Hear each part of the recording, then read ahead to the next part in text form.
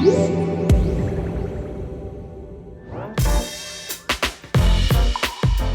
I've got in my hands right here is DJI's new Mavic Air drone. Now, I've flown a lot of drones from DJI, but I've got to say this one is probably one of my favorites.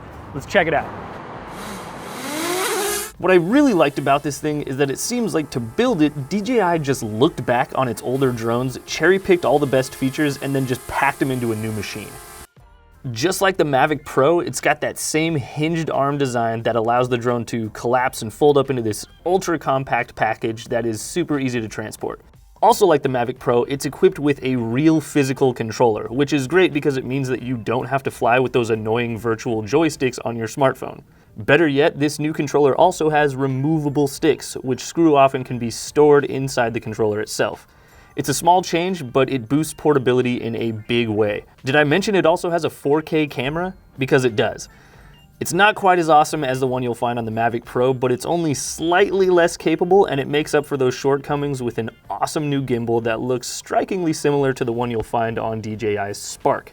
Thanks to its clever design, this new stabilizer rig is actually less likely to take damage if you crash. Arguably the best feature, however, is the Mavic Air's high-end obstacle avoidance system. So whereas the Mavic Pro only has forward and downward vision, the Mavic Air has forward, downward, and backward sensors. On top of that, it also has DJI's new environmental awareness software, which allows the drone to build a virtual 3D map of its surroundings while you fly.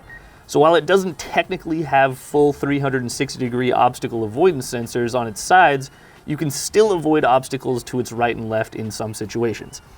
In other words, it's not crash-proof, but it's pretty damn close.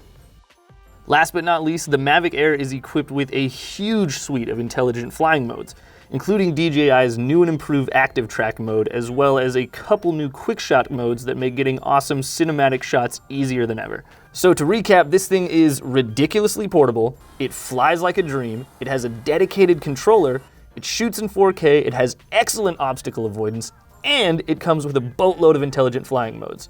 All that, and it's only $800 bucks. What more could you ask for?